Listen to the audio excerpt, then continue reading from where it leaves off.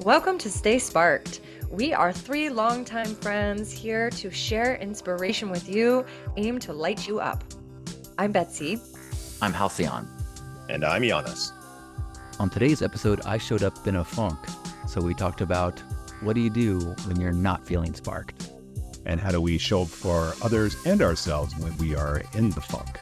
We explore an authentic conversation around our podcast process and give you a little insight into who we are. Enjoy the episode.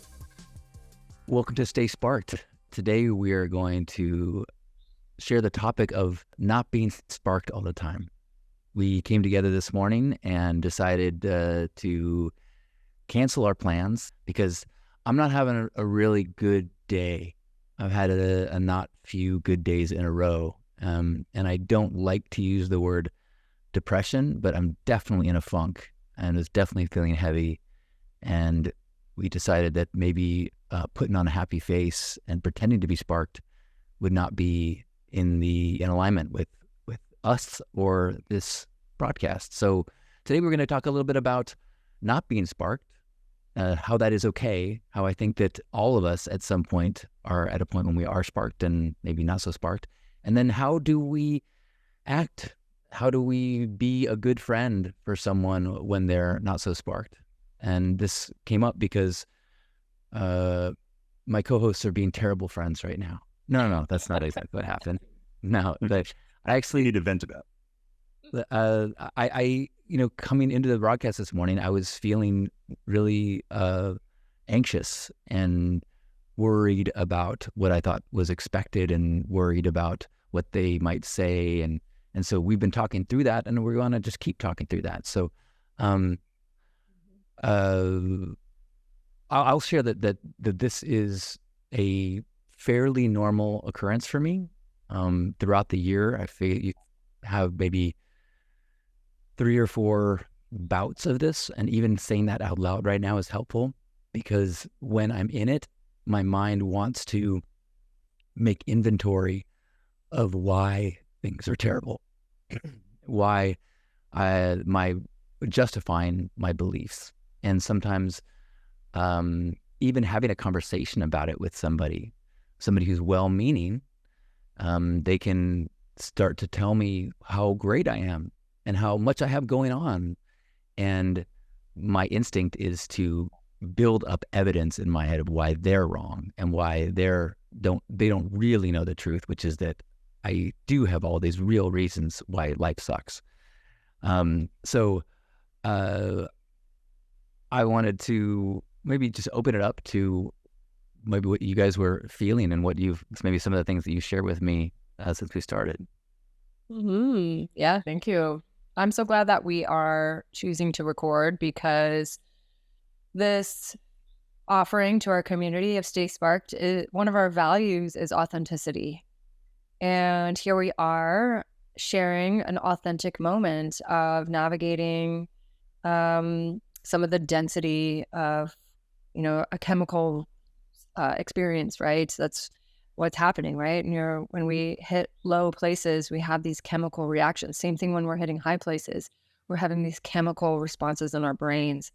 And so really what we started to explore in the pre-call was about how do we get to be there for each other in different moments when things are challenged or when someone is down. I know for me personally, one of the practices that's been really important, and I'm noticing more and more how important it is to be able to just simply be there and not try to change, not try to fix. We spoke last week on nervous system regulation around if you're fired up and having an experience and someone tells you just take a deep breath, how much resistance there can actually be when we hear that. It's like, no, I don't want to take a deep breath. I'm going to actually hold my breath because you're telling me what to do. And it's the same thing. If I'm feeling down and I just want to be down, I don't want someone to be telling me what to do.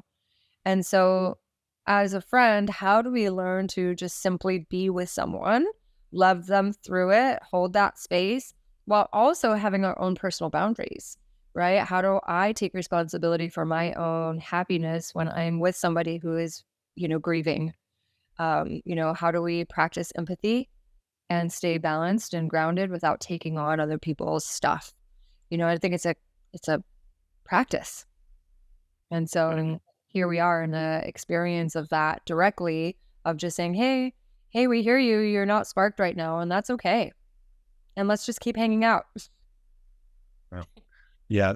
Something that has been a bit of a, maybe not a mantra, but it's been a bit of a phrase that I've uttered a lot recently, because I've got a decent amount of upheaval / negativity kind of flowing through my world at the moment, and I know that this too shall pass. But the saying that I've used before with some friends who are trying to be friends, I understand their desire to help, but I find myself thinking for a while, and then that ended up like actually having to say, like, okay, do less. Like, we don't need to feel like we're always trying to do something. We're always trying to help. We're always trying to fix, and fix others. We're always trying to fix ourselves. And I think it's important to like be like, no, I'm in a funk. That's all right. I'm not enjoying it. I'm not going to wallow in it, but I don't necessarily want to rush the process of it. There's something to be said for cannonballing into the feeling and just being like, I'm in it. I'm like, I'm going to be in it for a day. I might be in it for a week, but I'm going to be in it. And instead of resisting, just go with it and kind of lean into it a little bit. And you'll know when you're wallowing. You'll know when you're just like, for me, when I kind of do that, I can always kind of tell when I'm just kind of just beating myself and just being like, okay, all right, enough. I'm ready. It's been a day. It's been a week, month, whatever, an hour. I'm ready to kind of shift, and respecting, like you said, the chemical aspect of it. Sometimes that just needs to be fixed on its own. It's not always chemicals, though. Sometimes shit really sucks. So it's like, all right, life sucks right now, like objectively. So, but it's going to change. This too shall pass, and I'm going to be in it while I'm in it. And then when it's time to transition, I'll transition. And respecting other people's process with that, like seeing somebody's process and maybe tamping down our desire to fix our loved one's situation, and just be like, okay, I'm here for you, just letting you know. And as you alluded to earlier, Betsy, like sometimes we do want, even though we don't want, let's say, that the help, we do want the check-in. So I want you to knock on my door and say everything's okay, so that I can scream at you, go away. But it means something to have you come knock on the door, so to speak. So it's important to kind of recognize what other people's needs might not be. They're somewhat in alignment, but can be a little like different than how we imagine it might look. Yeah, I know that leading up to this call, let's check in with you guys. I was nervous and did not want to go down the direction of maybe a traditional episode for us. Like I did not want to hear a list of activities that would be helpful to me. No, I did not want. And I think that it's great. We often, the three of us, get together, and so a lot of our episodes are, here are the things that we have done in the past in these situations that have been helpful. And I love that. But it is, I think, really important to know that, especially when you're dealing with, depression or funk or a chemical brain down period, that can be really difficult for someone to hear, especially when, like, I know that I have lived with this mind for over 5 decades. I know very well what it's capable of and where its limitations are. And so getting reminded of something that I know that I should do and I'm not doing just makes me feel worse about myself. It's just, oh, exactly right. I should be exercising more. Oh, I shouldn't have eaten so much ice cream yesterday, or any ice cream yesterday. But yes, I did eat ice cream yesterday, even though the day before, when I ate 2 pints of ice cream, I told myself no ice cream the next day, and I did eat ice cream yesterday. So if you tell me today you should eat healthy, that does not make me feel better, because then I just start feeling like, more hard on yourself. I do, yeah. And so the idea of just like and I'm so appreciate the pivot, the scene that you two have made of like, well, what if we just are here for you? What if we just talk about this? And I felt like a legitimate like weight, like I felt like I was in cement. And then when we decided we weren't going to stick with our plan of the topic that we were gonna do or supposed to do, according to our plan, I just felt this huge relaxation. It's like, oh, because even though I know that you guys love me and you aren't gonna be mad if we don't keep with our plans, I still feel like, like there's something subconscious, like I don't want to let my friends down. I don't want to let my friends down. I hear that. And I think that's really common. And one of the things that I really value and have been noticing more and more is that when we live in alignment to our truth, whatever that might be in the moment, it's always changing, then that can create a very powerful ripple effect. And I will give an example of something that just happened. We were all, the three of us here, and many other people were planning to be together for a weekend experience. And there was all this planning for months. And then 2 to 3 days before, it was canceled because the leader had to cancel. She wasn't feeling well. She was living in alignment to her truth. And then that created a ripple of all kinds of different things and changes that we all found our way through. And I know for me personally, it actually created a whole other experience that would not have happened unless she canceled. Right. And so when we can really tune in to what feels right for me right now, and of course, mindfulness definitely matters when we are in relation with others and when other people have, dependencies on us. We get to find grace in being able to check in, with the adjustments that might be needed. But I find that if and when we all are living in the most connection to our authentic truth and are able to express that with love and kindness, then there can be so much goodness that can occur. If you express your need, like, hey, actually, I'm not feeling quite right to record today, like letting that be okay. And then this is a perfect example. We started just chatting, and then all of a sudden we started realizing, well, the chatting that we're having right now is actually really valuable, and we want to record this and share this because we're we all go through different waves of challenges, right? We're all human. We experience this, like you said, this too will pass. Everything's just always changing. And so how do we, get to live in the moment and follow where the flow is taking us? Yeah. What is that chant you have, Betsy, from the Vipassana about changing? How does that go? Yeah. So Goenka is the teacher for Vipassana. Goenka brought the Vipassana teachings from the east to the west. And he says, anicca, anicca, anicca. And that is basically recognizing impermanence.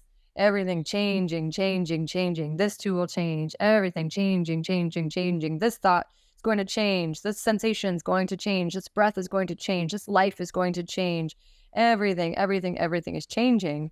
And the practice or the Buddhist teachings is essentially that when we can be so attuned to this deep knowing that it's a universal law that everything is always changing, then we can find a space of balanced mind that can help us to eradicate suffering, which the teaching is that it's aversion and craving is what basically leads to all paths of suffering. And so when we have that equal mind from the practice of knowing this too will change, then we can move through life with so much more ease and grace and joy and balance. It's a very powerful thing to keep coming back to that reminder. This too will change. This pain in my back, this pain in my head, this funk that I'm in, this too will change. It's like my passion is in affirmations. And it's not only about a positive affirmation. It's an affirmation to focus on what's alive right now to help me get through. Right? This too will change is an affirmation that can help to focus on the present moment. Because when we're in a funk, it's so easy to get into the negative thought loops and the stories and the like you were saying, anchoring in the beliefs that it's like, no, life sucks and is hard and it's just going to keep being that way, and the spinning monkey mind. But an affirmation of this too will change, this too will change, this too will change. I'm changing. Everything's always changing can help to just clear away that monkey mind and then get into the breath. Right. Or an affirmation of the other day, I used one, and I shared this on the beginning of the call, was I'm angry and that's okay. Because I was in an angry moment and someone was like, "What? We should just do some affirmations." And I was like, okay, my affirmation is I'm angry and that's okay. It's okay. I'm angry. So it's not just about like trying to bypass and throw an affirmation on top of a feeling of challenge. Yeah, just throw an affirmation at it. That'll be fun. But totally, I'm happy, but actually I'm really pissed off. Yeah. Take 2 affirmations and call us in the morning. Yeah, and it may just be like, I accept that I'm in a funk right now. Yep. I love and accept myself, even though I'm in a really hard place, because I know this is going to change too. And I'm going to give myself permission to just feel all the feels, and that's okay. That's like getting into the deeper parts work too. It's like talking to our inner child and saying, hey, they're there. It's okay. You can feel all the feels you need to feel, and I'm going to be right here waiting for you. Yeah, that's tied very closely. That's a beautiful share. Thank you, Betsy. And that is tied into what I call just, the way I view expectations, and I understand that there are such a thing as reasonable expectations. Like I fully expect, somebody to keep their word if they say they're going to do something. But that, I feel, is in large part the main thing that upsets us or disappoints us, is that our expectations are not being met. And I'm expecting to record a podcast today, and if it doesn't happen, I'm going to feel a type of way about that. It's like, no, if I had no expectation, where it just is what it is, like this event that you're talking about, Betsy, I think that was why so many people were so able to just flow into the change. Okay, this is not happening now. It's like, okay, I was geared up for it. I was ready. It's not happening. That's fine. That's okay. So dropping the expectation that something is supposed to be a certain way really helps me, at least, to just kind of go with the flow. And expecting to be Mr. Jolly Rogers, every morning. And it's like, some days I'm not feeling that. And then we can feel a type of way about that. It's like, God, I'm in a funk again. And it's just like, no, yeah, I'm in a funk again, because I'm not attached to you, or I don't have an expectation that I'm supposed to feel different today. So that works. Feeling any type of way works for me. Totally. And also to add on to that, to give ourselves permission to feel disappointed, for example, right? Yeah, I was disappointed, and I have the choice on how long I want to stay in disappointment. I can stay in disappointment for like many, many days, all through the weekend, that I was supposed to be at this thing. I wish I was there. I wish, But that's going to take me out of the moment. So when the news came, it was like, okay, I'm disappointed, and I don't want to waste my time being disappointed for too long. I'm just going to keep moving forward. But it takes a high level of self-awareness to be able to do that. Certainly. And I think that there's so many different levels and layers of disappointment that we can have in our lives, to the level of profound grief. And so some things are something that you can let go of an expectation, but some of the expectations are about fair treatment of fellow humans in the world, or lack of pain in a loved one. These are really difficult things, or a belief that a path that I'm on is one of integrity, and maybe realizing it's not so much. Maybe the actions that I'm taking are not in alignment as I thought. And so sometimes the funk, the negativity, the icky feelings can be a really important message that there is something to look at, something to sit with, or something to grieve. I think some of my current situation is a grief about a lot of things. There's certain aspects of aging that I'm having, that I'm struggling to let go of. I'm struggling to really accept. But there is a grief process of going, okay, this is, and as soon as the expectations of okay, I can't expect to not have pain in this way anymore. I can't expect that I can do this activity in the way that I did. I can't, and not beat myself up and not say it's going to feel this way forever. Try to hold on to a little bit of this too shall pass. That's not going to be so obsessive. But in this moment, it really feels like a big deal, and it really feels like something that I can't just pretend is not a feeling. It is something that is. This is my reality right now. It has some reasons to out, and to have friends that are going to say, yeah, okay, you can pout. I hear you. Yeah, that sounds like it's a rough thing. Yeah, That sounds really rough. And I hear you. I see that. That's some of the most powerful language, to just be with someone and say that. I have a friend who has been in a very deep grieving and disappointment for like a long time, like years, because he was gearing up to have a family and started going in this direction. Then all of a sudden the rug got pulled out.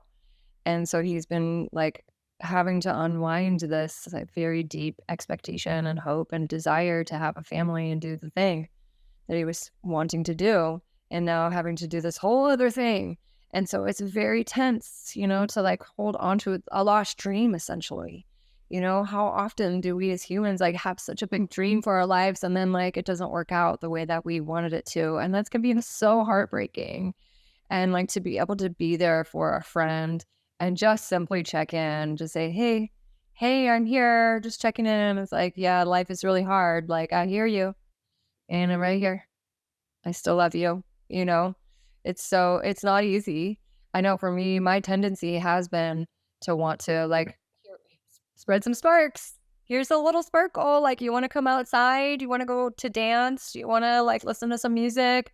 And I think that there is value in that, of like offering little nuggets, here you go. But like not forcing it, and my mom always says, you can, if someone's in the dark, all you can do is stand in the light and wave, and it's like, hey, I'm here. You can come over here when you're ready, but I'm not going to try and get you to come over here. You get to choose. It's will. It's our own will that will, guide us to where we want to go. And so to just like, yeah, be a light. Yeah. A light that does not, that can't exist while there is darkness. Like in my gratitude practice, it's really important not to meet someone's frustration or grief or darkness with like, but what are you grateful for? There's a real delicacy to like, that sounds really tough. And if you want to look for something good in that can be helpful too. I know that for me, like a gratitude practice is really helpful to me to in normal situations, finding the silver lining. Last few days, I have been forcing myself in days of like, I am grateful that I have use of all my limbs. I'm grateful that I have a roof over my head and I feel safe in my place where I live, and it's still helpful, but it has to exist with my darkness. It doesn't erase the darkness. It doesn't make any of it go away. It just tries to keep some tethering to the reminder that I know I have a huge list of gratitude. I can't really access it all that right now, but I'm going to access the super basic stuff just to keep myself afloat. I feel like learning too. Like, what am I learning? That's the silver lining, right? What am I learning here? What is this dark moment teaching me? What do I have to learn here? Because we're here to evolve and learn and grow. And then I can inquire from that place of like, wow, okay, I'm in a deep place and there's something here for me. Where's the gem? It's so dark inside this cave, but there's got to be some gems in here. And that, like, I know it's been really, really helpful for me. And a lot of times in conversations with people that are in a dark place, it's like just inquiring. So what are you learning right now? What's just the insights that you're gathering, and have you gotten any lessons yet? I think we could do some closing sparks and then close with gratitude since we skipped it. Or gratitude, then affirmations, what I meant. Sure. My closing spark is to be that when in a funk, just be aware of the desire to commit to a feeling. You know, I had a tendency or a desire today to be in funk, not consciously.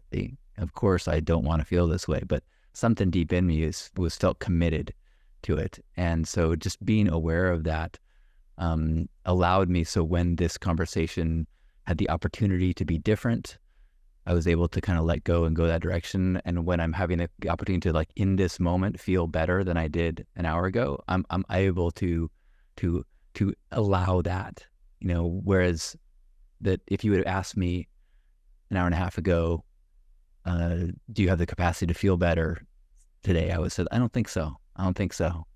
So I'm trying to, my spark is to see if you can notice a commitment to feeling bad. Not that I'm saying let it go. I'm not saying it's easy to do, or even that you need to let it go. Just to notice, am I committed to feeling something bad? You know, that's a good one. That's good.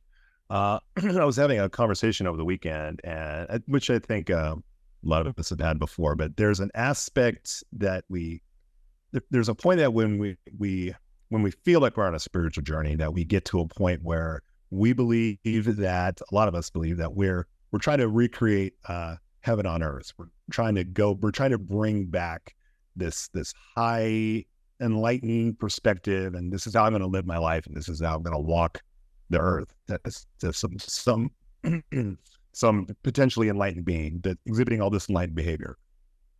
And then we come to the realization that we're not here for that. It's like we came, this is getting into the woo-woo aspect, so apologies for our non-woo listeners, but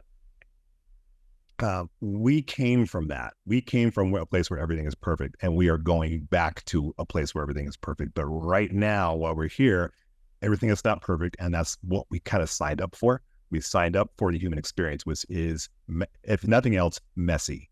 And it has a lot of ups and downs. It has the highest of highs, the lowest of lows, and all the points in between. And we are here for all of that. We are here to experience it. And it helps me as a reminder, just be like, no, this is kind of what I signed up for. It's like, I really wanted to be here. And having this experience of life in this body with these people in my life. So that allows me to, even when things are feeling super dark and just low and frustrating, that I'm like, there's a part of me that's like, yeah, I signed up for this. Okay. All right. Be in it. Love it. And just knowing that, our body has its own like intelligence, and sometimes the body is like, I want to feel this right now. And it's like, okay. So just embrace it. That's what I do my best to try to do. And if I need to embrace it for a while, then that's what I'm going to do. So so that's my gratitude is kind of for it all. Oh, good. Well, I think my closing sparks are similar to a lot of the things I share. I feel like the more that we cultivate our own self-awareness practices on a regular basis, then the easier it is to navigate the funk when it comes, because it's natural, And so I personally feel like the dailies, the every day in every way, finding ways to strengthen our awareness. Or I'll speak for myself, when I'm practicing self-awareness, whether that's through meditation or yoga or breath or visualization or affirmation, then when these denser moments, then I can start to catch myself in a story more easily.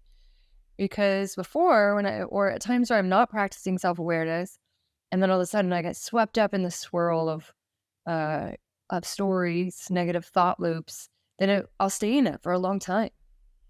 And when I am practicing self-awareness, then a story will start to arise, and then I can actually see it as a story, and then I have the power to change it. because I go, oh, wait, is that a story that I want to focus on right now? Is that true? Is this what I'm thinking true about this other person or about the situation or whatever it is that is triggering the angst and pain or depression, whatever it might be? And that is like the snip. It's like snip that storyline and go, come on back into this moment, and choose. And so meditation, so powerful. Every day in every way, keep coming back to self-awareness, even when we're in the funk. Witness the funk. So powerful. So yeah, that is my closing spark. And my gratitude is for you guys.